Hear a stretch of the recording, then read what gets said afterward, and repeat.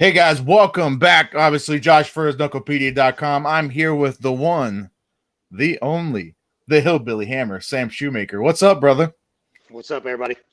Hell yeah. Hey man, it's been a minute. I was just saying it's been a long time since we've had to talk, and um, uh, of course with COVID disrupted everything and all that, and things are just kind of starting to catch up now to where things are semi getting back to normal. Thank God.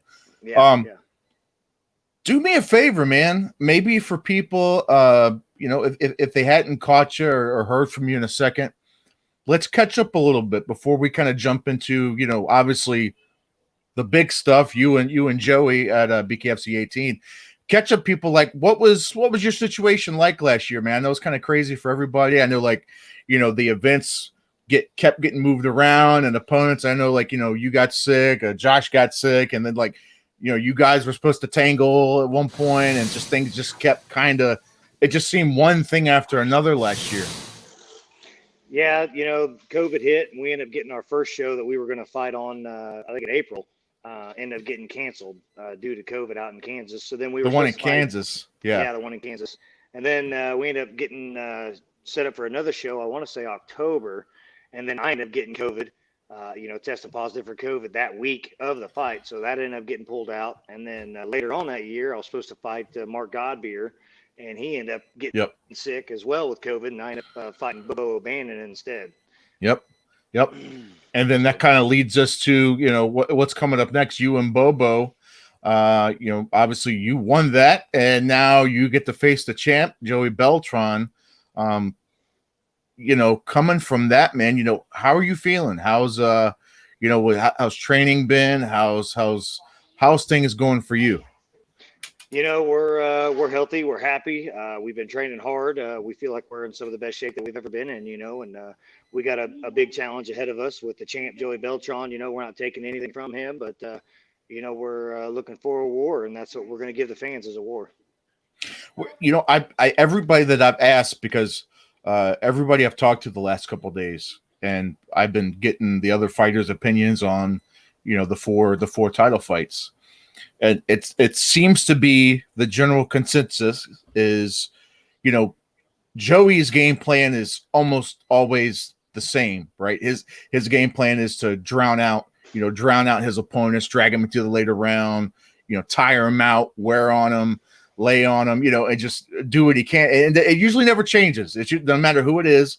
And everybody kind of agrees it's really going to be what Sam does. Like, what's Sam going to do? Is he going to just fucking go for the kill early, try to end it? Is he going to, maybe change everybody's mind? Maybe he's going to play a different game. Like, what? I don't know. And obviously you're not just going to tell us what your game plan is, but what, is there any changes you've made in your camp specific for Joey, or has it just been kind of business as usual for you?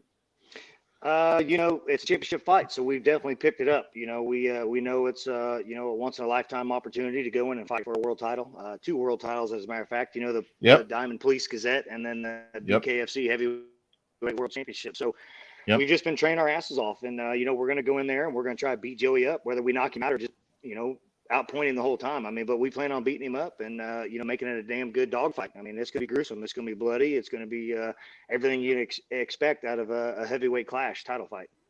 What do you think you can exploit out of Joey's game plan, especially, like I said, knowing he pretty much does the same thing every fight?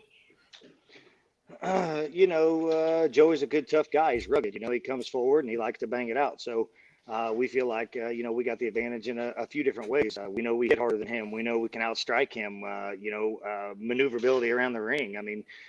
Just a little bit younger than him. We have a lot of points that we feel like we're ahead of the game on him. And, it's going to be a hell of a fight. We're coming in as a challenger. We're hungry. We got everything to gain and nothing to lose. So, we're going to make one hell of a fight. What do you think about the heavyweight division at the moment? Because you're one of the OGs. You have seen this thing grow from the ground up. You've been there since the get-go. with guys like your Frank Tates and your Bobo Bannons and Josh Burns coming over and some of these guys from the UK starting to filter over these big boys, and it seems like things are really it's changing things up and it's shaking things up, and obviously with Frank Tate kind of shocking some people, beating Josh Burns, and it just kind of stirred up the pot a little bit with the heavyweight division. Who do you see that's kind of maybe, obviously you're not looking past Joey, but let's say you get past Joey, right? And you're the champ, and who do you think is somebody that's maybe kind of on your radar that you think is down the pike? You definitely can't count out Arnold Adams. You also got Mickey Terrell coming over from over in Britain. Like you were talking about, we got him coming over. That's going to be a good challenge there with him. And then Dylan Kleckler, he's another contender. I mean, yep. You like you talked about Frank Tate, Josh Burns. I mean, we got a bunch of good heavyweights, and I think the division is on fire. And however this fight turns out between Joey and I, we're both going to have some hard fights in the future as far as with some of these other guys that's coming down the pipeline. What's your long lasting goal, man? Because I talking to Joey, he's kind of laid out I guess in his mind maybe like a 5 fight. He wants to probably do about 5 more fights, maybe before hanging it up with bare knuckle. And what do you think is any thought about it yet? I mean, I don't know. Maybe you have, maybe you haven't. Everybody's got to set game plan and goals, in life. And I feel like we probably have a couple more years left in us. And then after that, we'd like to use the platform that we've built and do some other things with it. So hopefully, create some residual income and stay involved in the fight game as far as coaching or managing or doing something, maybe even open up a gym or offer some classes. I don't know. But we just want to stay involved, maybe even become a ref or something. I don't know yet, but as far as the fight game, the Hillbilly Hammer referee.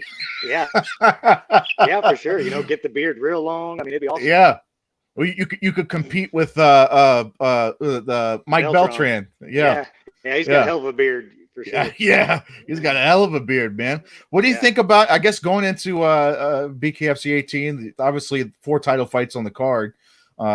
Other than yours, what do you think about these other fights? If I could just get maybe even a quick fire, some quick fire picks from you. I guess let's just start off with obviously Palomino and Goodjohn. What do you think about that one? That's going to be a good, tough fight. They're both good fighters. Goodjohn's really elusive and a good defensive fighter, can pick people off from a distance and moving. And then Palomino is just a good, rugged, tough guy, comes forward. Yeah. So I think that's going to be a good one. It'd be hard to really pick a winner on that one. If I had to, I'd say Palomino, but it's going to be a tough one, I think, for him too. The Alvarez fight, and I really think that, that's going to be another good fight. It's hard to say on that one. It's kind of a toss-up. I really can't throw my hat in on that one as far as who I think would win. But those guys are both tough guys, and it's going to come down to who wants it more, honestly, and whose night is a better night. It could be either one of them that night for sure. And then I get Hector and Joe Riggs, two crafty, 2 veterans who've been doing this for as long as I can remember. Honestly, I think that's going to be another tough fight, but I feel like my man Joe Riggs is going to pull it out. That guy is very technical. He's a tough guy. I've seen him fight when he was dog sick, and you would have thought that he wouldn't have done very well, but man, he just looked like a monster out there, even being so sick. So I feel like Joe Riggs is going to pull that one out. It is tough because I've probably been asked, at least a dozen times the last couple weeks, and my answer might even change on some of them because it's just I think about another angle or I think about another aspect and maybe even the toughest. I don't know. I mean, God, it's so tough, man. But like you said, Palomino, Goodjohn, it's all going to depend on which Goodjohn shows up. It's one of those things. Like Palomino has his thing. He comes in and does he initiates his game plan. It depends on what Goodjohn shows up. Riggs and Lombard, like you said, Riggs is tough, man.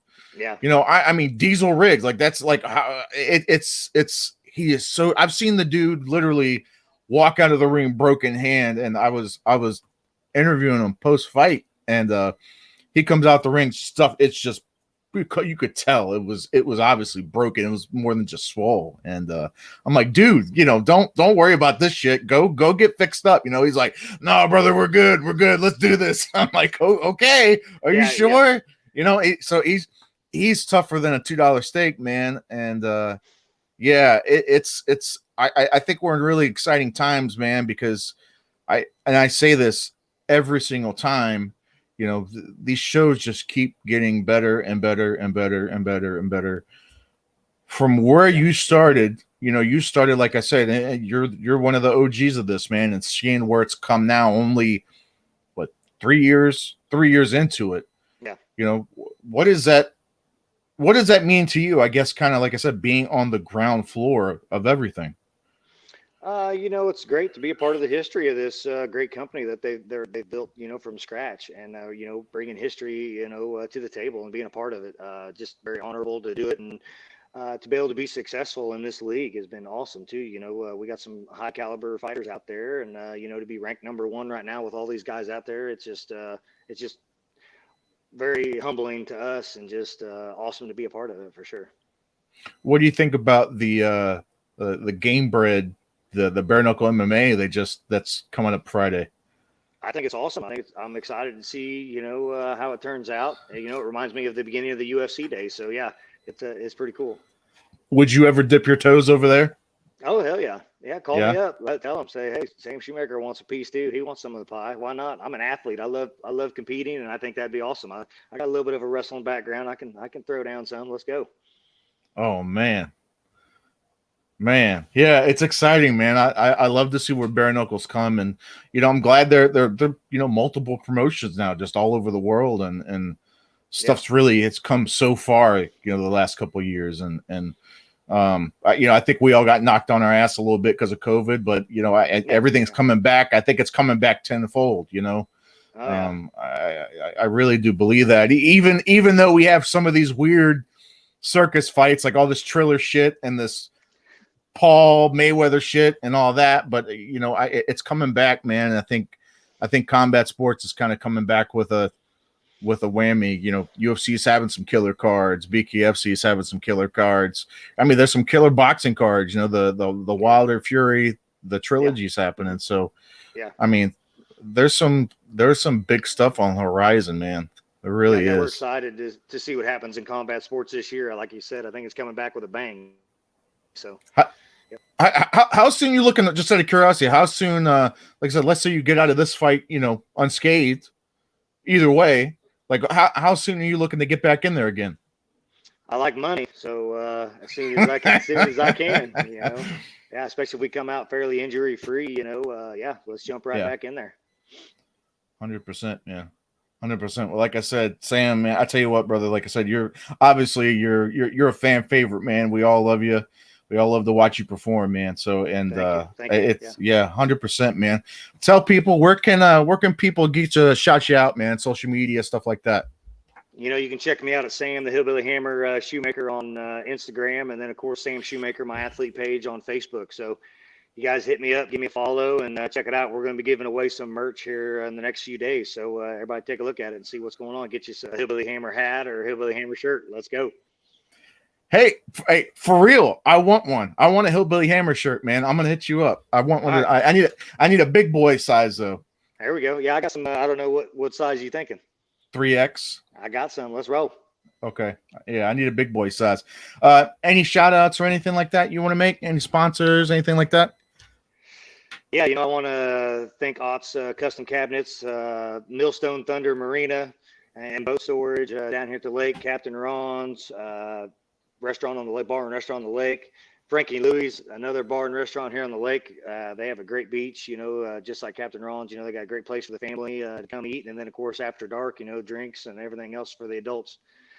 Great places to hang out. We also got Noling Family Chiropractic. They're a big sponsor of ours, and we have Versailles Total Fitness here, a local gym that gives us a nod and a shout out, and and helps us along the way, a sponsorship.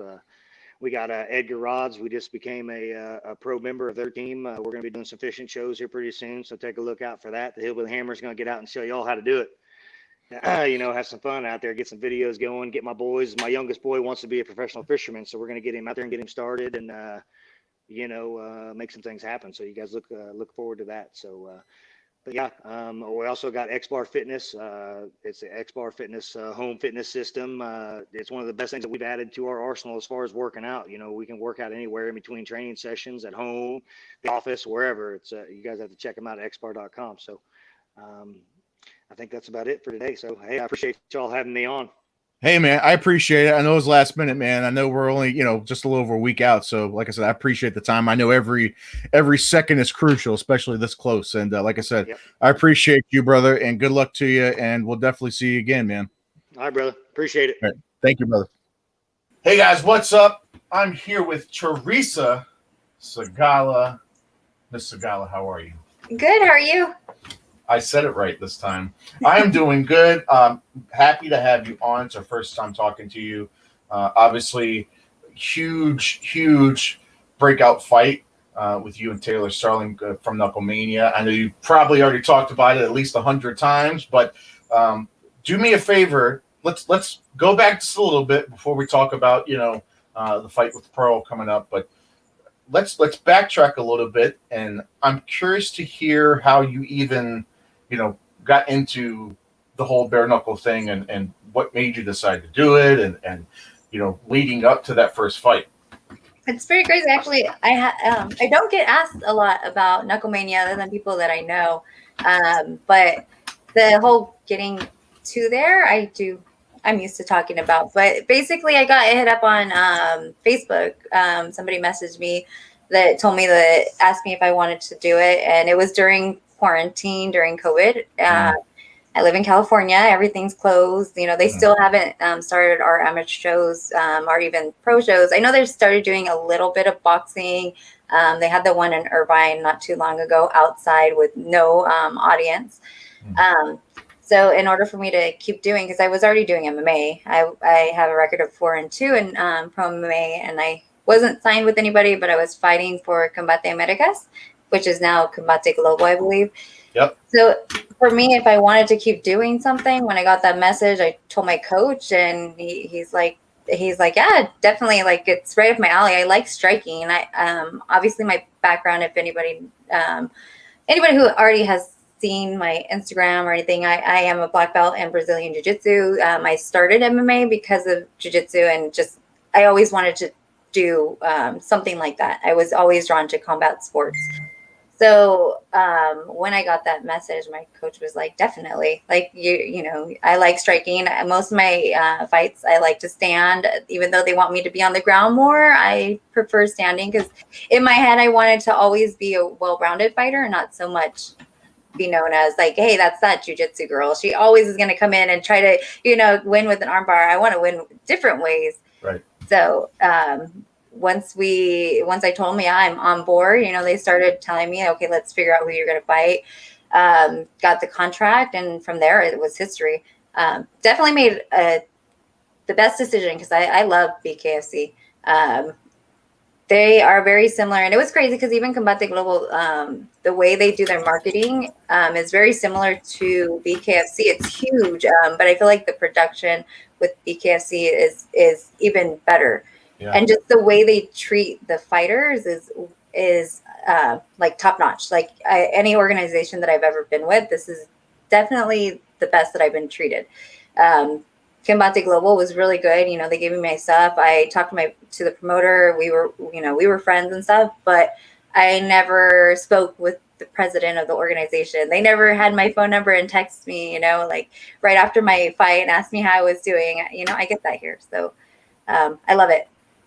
What was I always ask people, especially the first time on, what was the biggest learning curve for you transitioning to bare knuckle? Obviously, other than, the obvious, what was the biggest thing that was like, whoa, culture shock? Well, I knew it was going to be fast paced, and maybe mine is a little bit different because the type of war that we had was a little bit crazier. Yeah.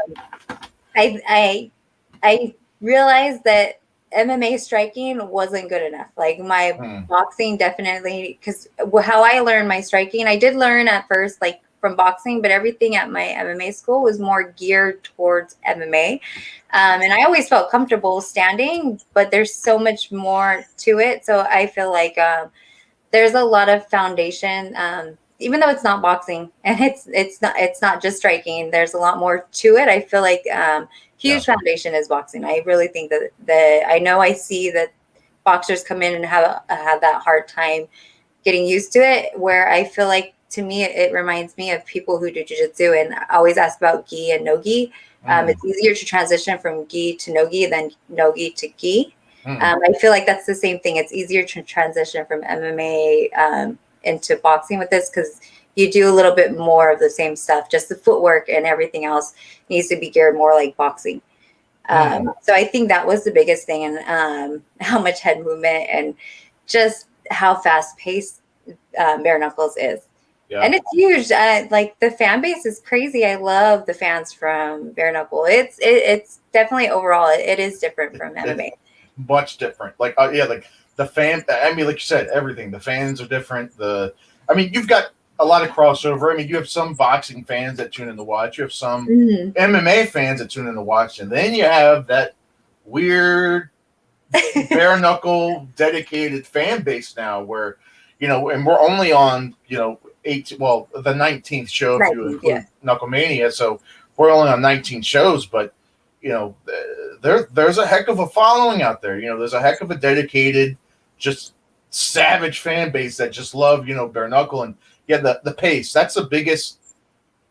If I kept track of all the answers, just going off of in my brain of who I talked to, the pace is probably the biggest thing that everybody almost says, is because it's the 2-minute rounds, and you don't have, like MMA's 5 minutes, you don't have that time to feel out the range, and you don't get all that. You just have to fucking go. You just have to go right into it.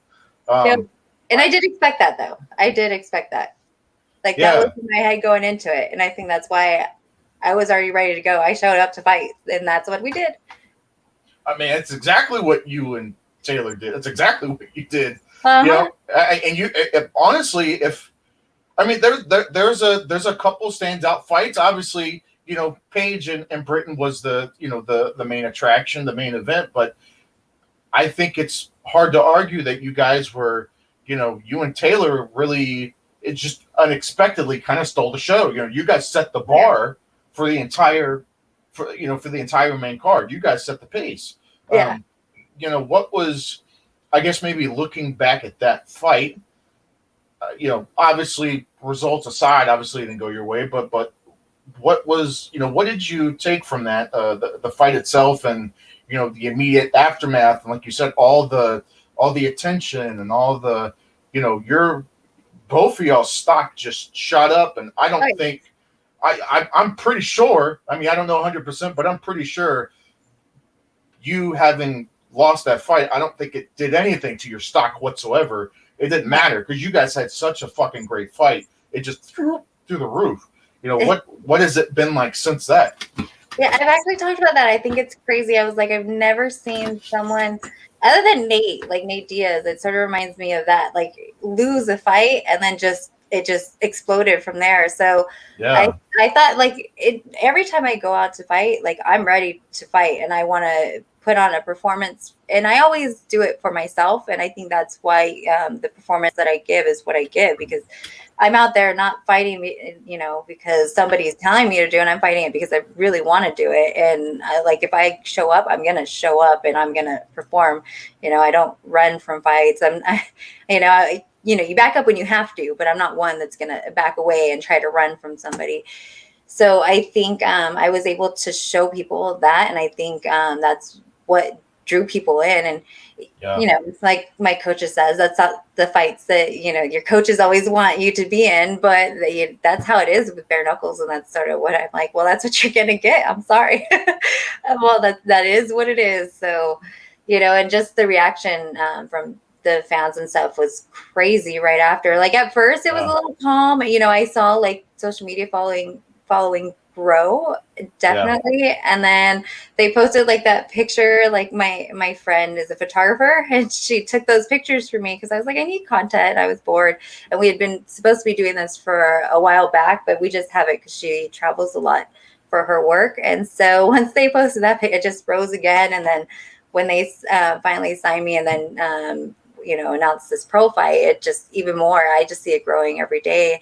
And I think it's cool because, I've done a lot and I've worked my butt off to get where I am, and just see it where it is now, and the difference between, even though I did some of the stuff in MMA, and like how even the people that I fought in MMA, some of them were known, like I fought Zoe LaFrost's sister, it still didn't do anything for me. Once I got to BKFC, that's where it just grew. So it's pretty crazy. I love the ride. I'm along for it. So I think you kind of hit the nail on the head. And one thing that not to name drop, but oh yeah, he always he says this a lot every time I talk to him and talk to him about BKFC.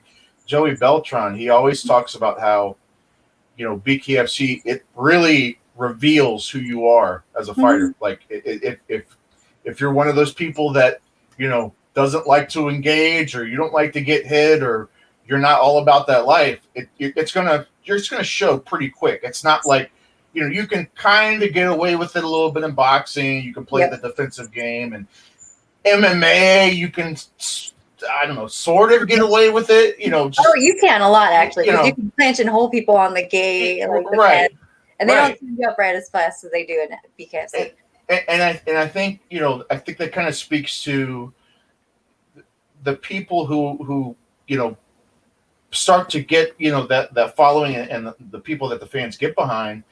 They see that, mm-hmm. right? Like you and Taylor and so many other people who are just they kind of got stagnant in boxing or MMA for whatever reason, and all of a sudden they come over. Like I'll kind of go to Joey. Joey was, he's a grizzled fucking veteran, and his mm-hmm. career was just, it's been stagnant. He's done his thing, but he comes to BKFC, tears the fucking house down. Now he's in the best position he's been in, his entire life, and it's like fans can see that. They can see the heart. They can see the. Mm-hmm. It's different. It's so different, and I wish people. I know there are still people on the fence who, are, bare knuckle, I'm not watching that shit. And I know there are still people on the fence, and I try so hard, like, just watch one fight. Just watch, I actually tell people, y'all's fight. I pull people to Tony Lopez, Joey Beltran from BKFC 1. Uh-huh. I pulled them to that fight. Artem and Jason Knight, the first one. Like, just please watch one of these fights and then tell me this shit is not the most exciting stuff you've ever seen in your life. Even the Shof and the Elmore fight too. Oh my God. Yeah. That's another great example. Yeah. I love that fight. Any Joe Elmore fight, any Tom Shof fight for that mm-hmm. matter. Those two guys are also two guys who, great example. They come to BKFC, and it's like, because you see, tons of heart. Both those guys are, two great examples that you just see. It brings out something else, and it's man, oh man, and you can see it. People see it, and just my hats off to y'all, because that's some crazy ass shit that you guys get in there and do, and are willing to put yourselves through, and it's I think it's definitely maybe more appreciated in bare knuckle. I could be wrong, but I feel like the fans maybe appreciate it a little more. You know what I mean? Like having those type of just dog fights, those savage dog fights. I think the fans seems like it's more appreciated than maybe other sports. I don't know, but that's my story. I think so too. I really do, because I think they see, like, we all know that all fighters, whatever sport you're in, as a fighter, you're putting. In truth, you're putting your life at risk for whatever. And, there's different reasons why. I know a lot of it has to do with like weight cuts and stuff. And for me, I don't really have to weight cut that much, especially for BKFC, since it's a higher weight than usually I do. So I think they see that, and they see how much that we put into it.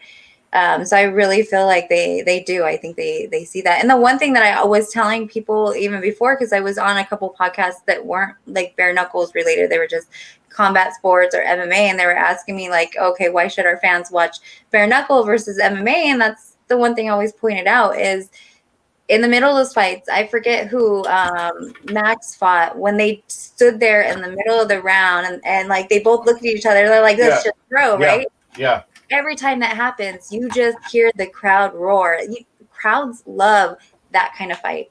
And I feel like that's what you see in almost most of the BKFC fights. And that's why I think they love it. It's, obviously you don't have the gloves on, but that's the easiest way to train bare knuckle is for that, but you still can't train bare knuckle because you won't find a single person in the gym. I mean, you may find someone somewhere on the street, but it's not the same that wants to just throw with you with no gloves on.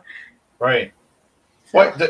What speaking of that part, so that part specifically, the part with no gloves, because I've heard different answers on this as well. Some people say that punching with no gloves, they feel it more, when they actually hit. And then some people say, I actually feel it more when I get hit with the bare knuckle, with the bare fist. I was so tuned in and focused on just fighting. I felt nothing. Like it didn't feel any different to you. No, I have a really high pain tolerance. Obviously, I have a ton of tattoos, but I've always had a higher pain tolerance.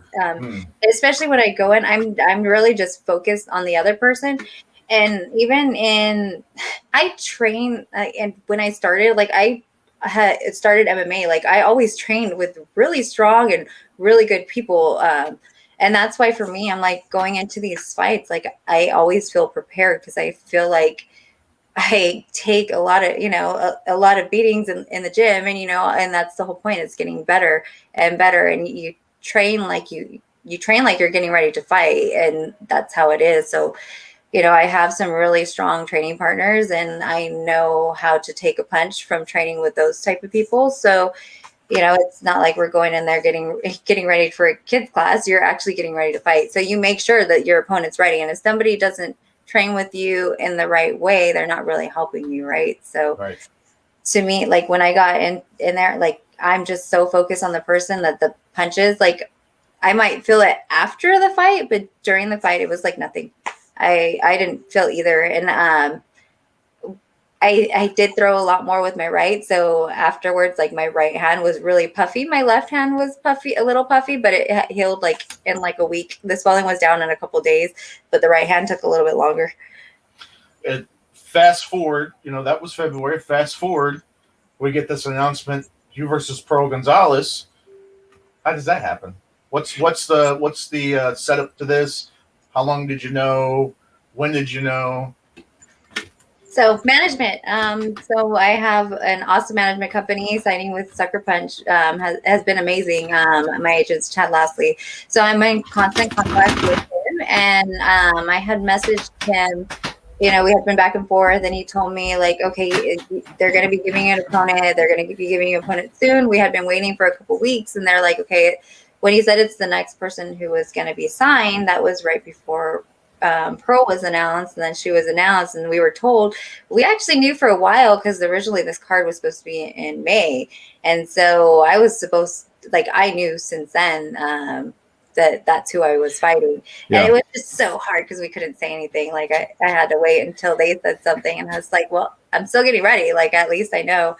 So my short training camp turned into a really long training camp, but even the shorter part was still longer than my usual training camps.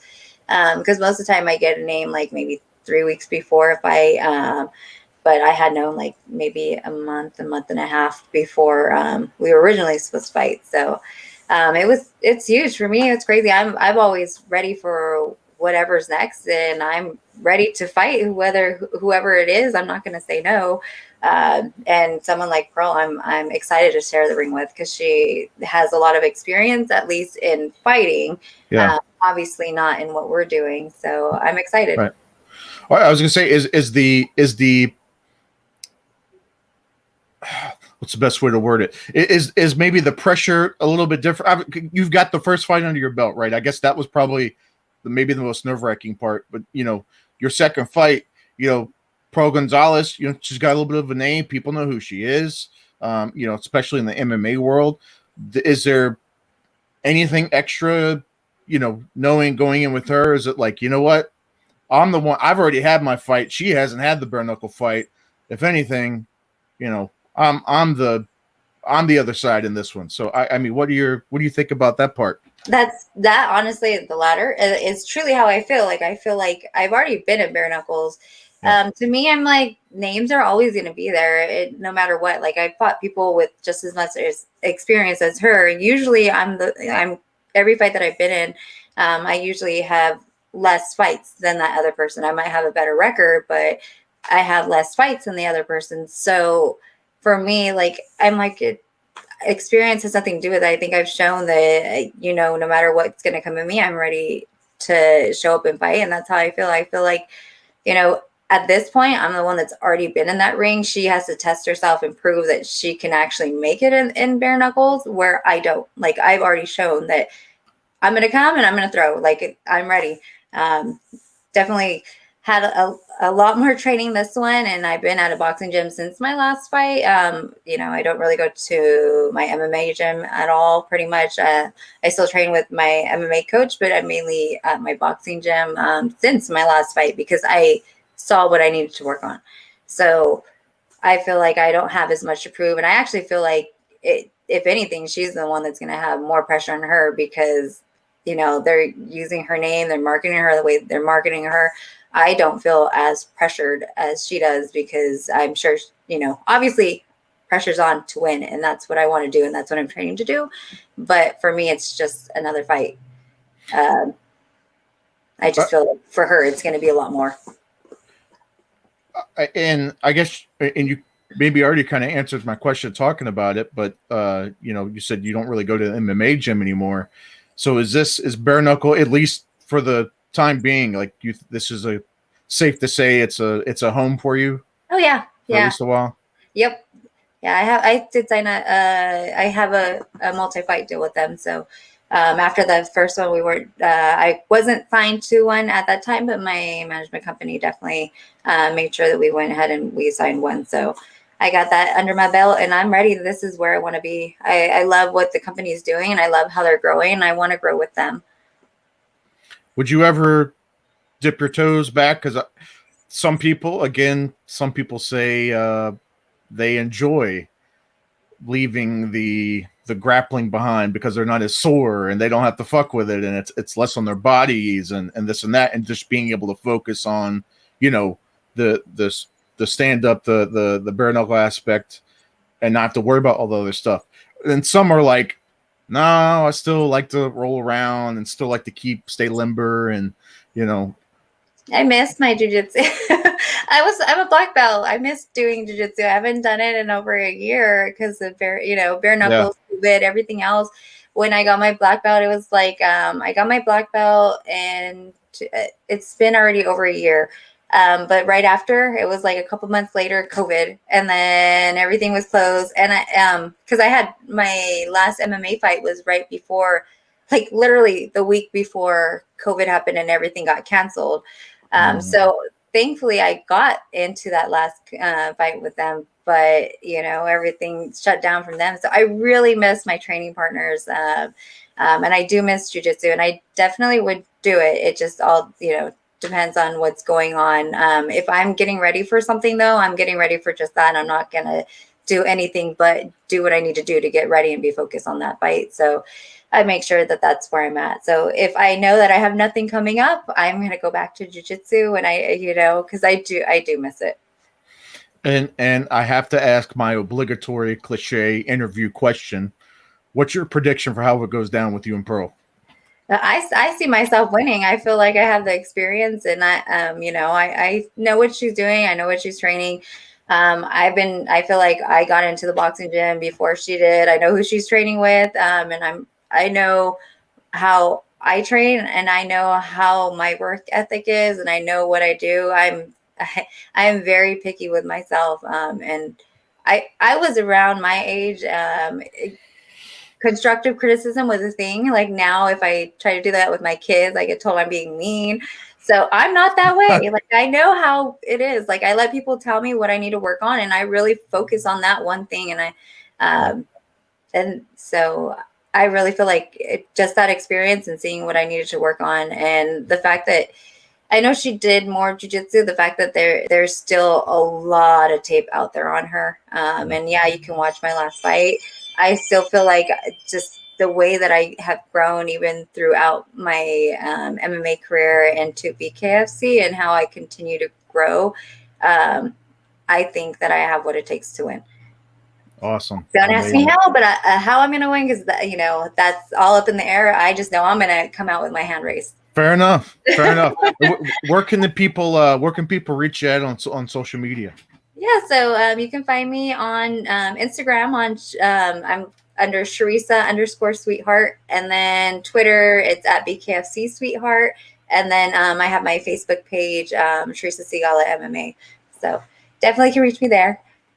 Any shout outs you would like to do before you go? Yeah, so I want to thank a couple of sponsors that are helping me out with this one. So Title is giving me all my fight gear, so thank you so much to Title. I want to thank Med CBD, and then we have Real Eats, and then also my management company, Sucker Punch Entertainment, and Chad Lasley, my agent. And then we still have some room for a couple more sponsors. So if anybody wants to sponsor, definitely hit us up. Awesome. Well, Ms. Sigala, I don't want to keep you. I appreciate your time so much. Good luck. Like I said, BKFC 18.